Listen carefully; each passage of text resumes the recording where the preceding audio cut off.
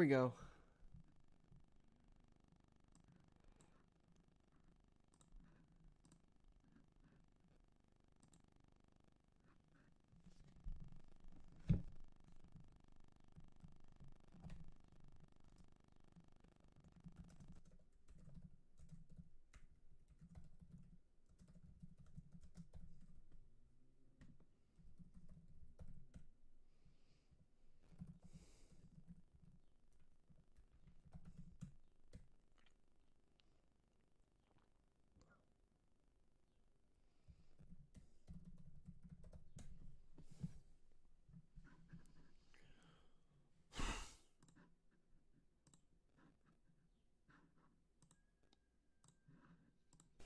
You're planning a long vacation, or just a day or two. You're finally on vacation.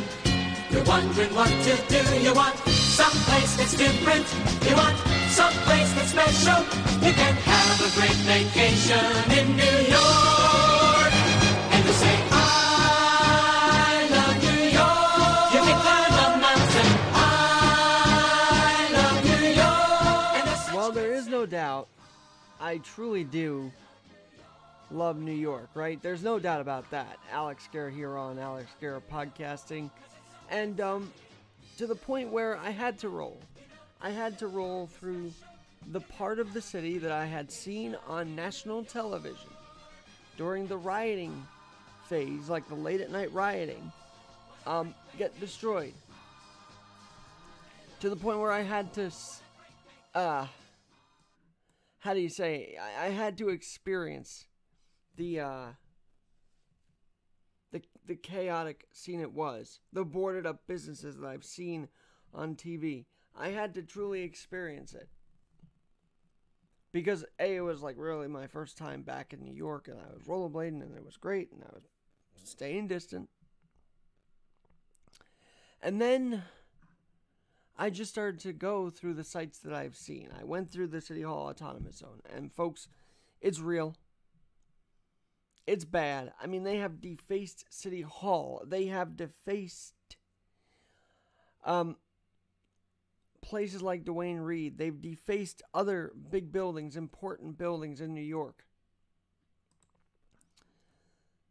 They really have. That's not a media illusion, if you will.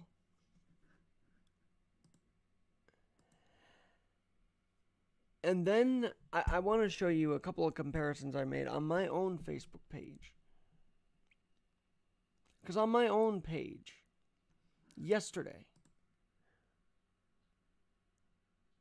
I would love to show you this. Hang on one second, please. Because, this is for my YouTube crowd. There were a couple of scenes last night which I really felt compelled to show you. Firstly, in this eye-opening way, a boarded up Duane Reade that is now open, by the way. That is now open. And let's see if I can zoom in here. Hold on one second. For my YouTube channel, that is. There we go. And this is visual. This is visual number 1 on YouTube, as you could see it. That is a part of our city now. A boarded up business that has to say we're open for people to come in. I remember watching this specific Duane Reade become defaced, looted, smashed into on live television. And so to roll past it, I had a wave of emotions. Thanking God I was able to document the time we're in. And thinking to myself, can we have a better dialogue here in this beautiful city? We say we love New York. And yet, how many people are willing to have a dialogue in this country? In this city, even. What I also saw in the autonomous zone in New York City was utter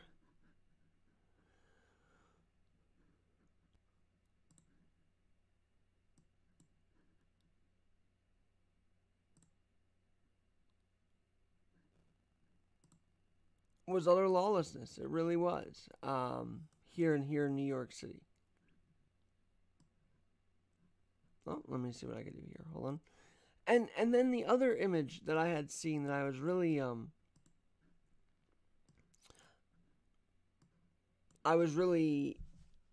a bit ticked at, a bit not ticked. A bit feeling really like that's part of our city too. Is this image of one of the local coffee shops. Simply that, one of the local coffee shops.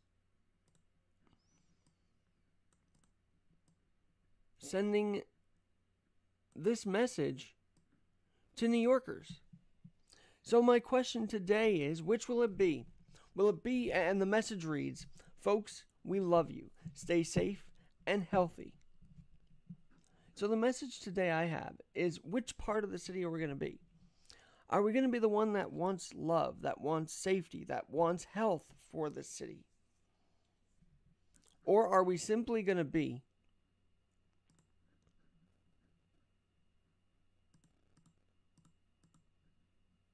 a city that says, no, let's just let all our businesses deconstruct. Let's let everything get ruined. Let's let buildings be defaced with no crime, no penalty whatsoever.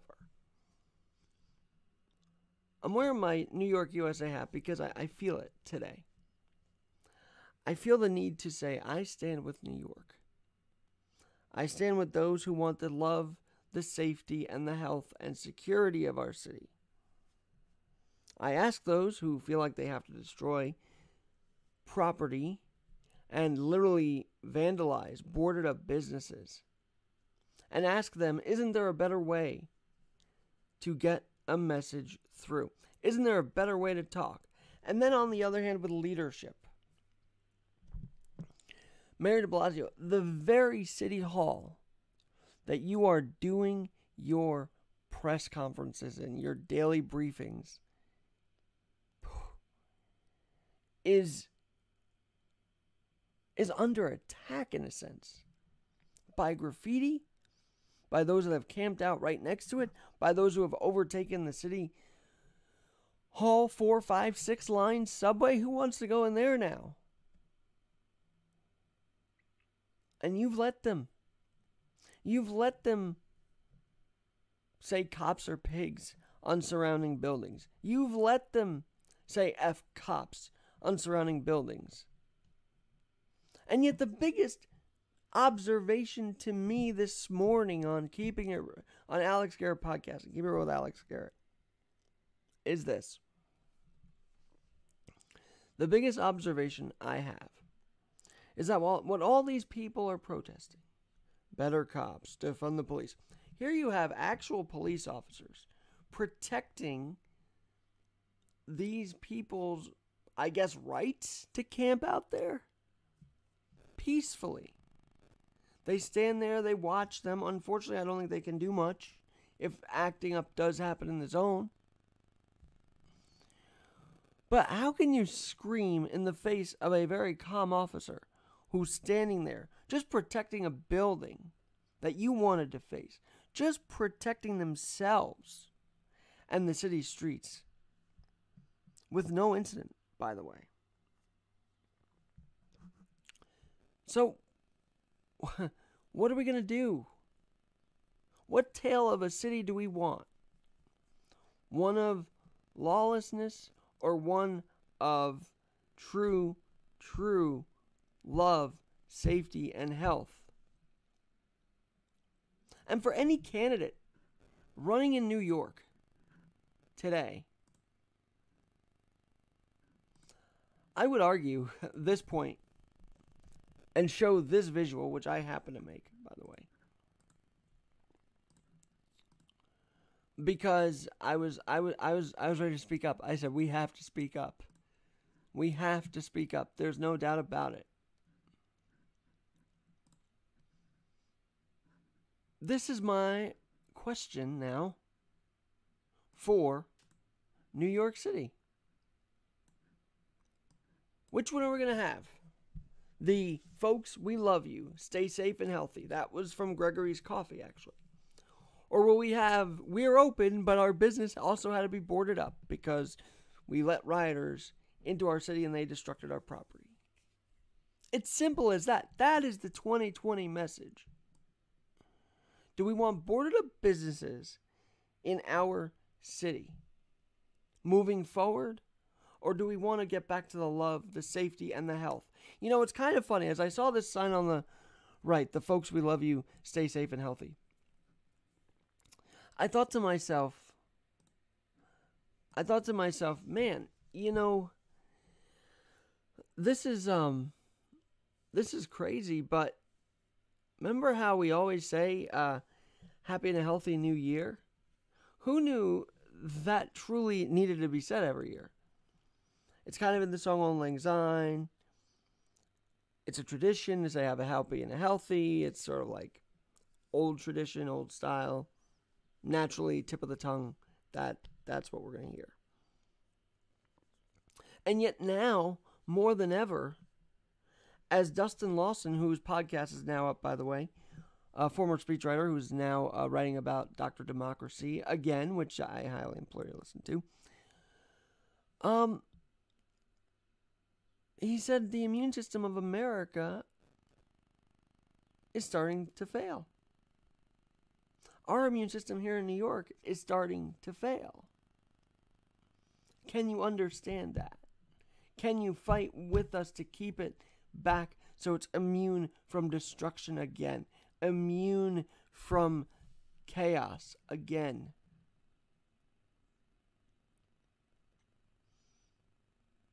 And the fact that the police have to just stand there and look at this and not even act if something happens is really despicable. Despicable to me.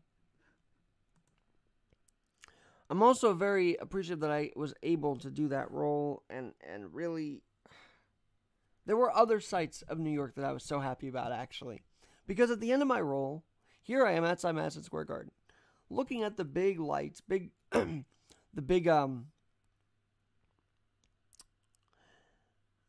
big sign on Madison Square Garden, which obviously has no events displayed, which is kind of sad. But nonetheless, it had a message of positivity.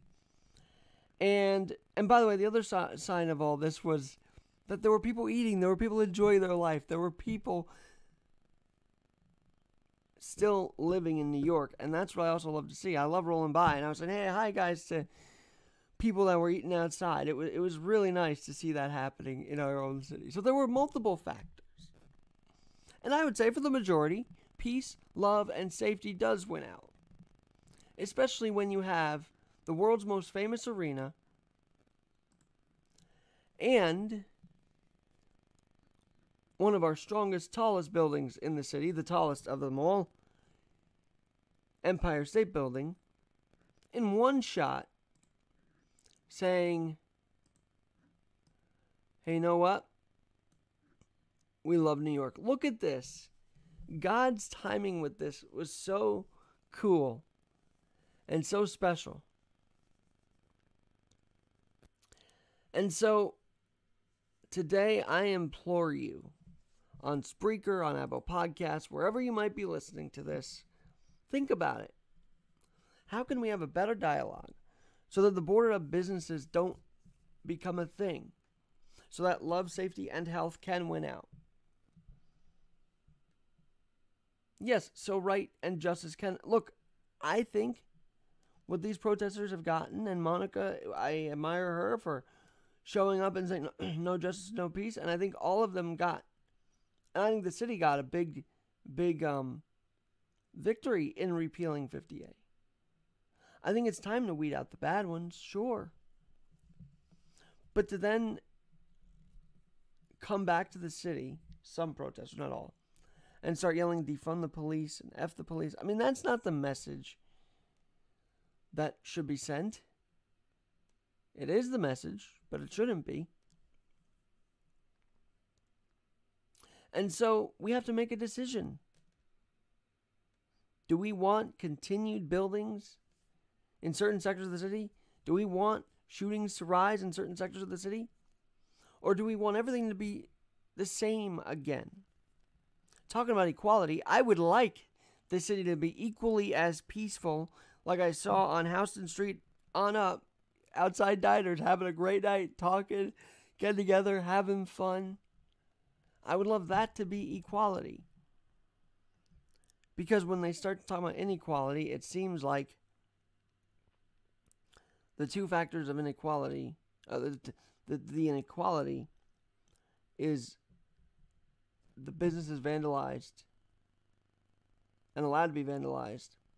A subway station pretty much not able to be inhabited because there's inhabitants of the City Hall Autonomous Zone.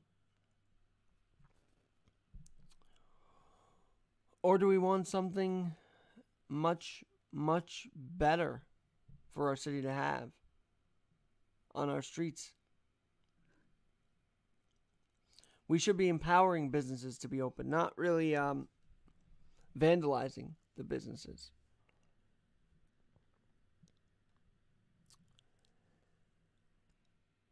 And then I'm just happy that Madison Square Garden is sharing the love and that I was put in that position to actually snap the picture. That was quite cool, if I'm going to be honest. That was quite cool.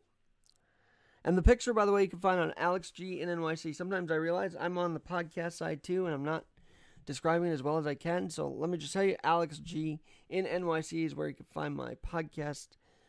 Well, my main picture is Alex Garrett Podcasting. Also, you can find some of these clips. But what's it going to be, New York? We are here. We are in the tale of two cities. And we can get back to one city if we just worked at it. And I know that it's cute to use Charles Dickens' Tale of Two Cities as a moniker.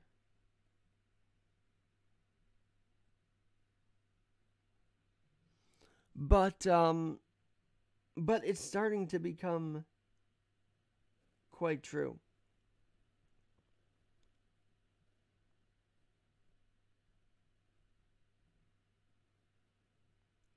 And I can't believe I forgot this line, but this is true right now. Because Dickens wrote it well. It is the best of times, it is the worst of times. It is the age of wisdom, it was the age of foolishness. It was the epoch of belief, it was the epoch of incredulity. It was the season of light. It was the season of darkness. It was the spring of hope, it was the winter of despair. We had everything before us. We had nothing before us. We were all going direct to heaven. We were all going direct to the other way. In short, the period was so far like the present period that some of its noisiest authorities insisted on its being received, for good or for evil, in the superlative degree of comparison only. See, all these writers had seen something like this coming. Authorities would accept the chaos, the good and the bad. And I just wish we would accept more of the good.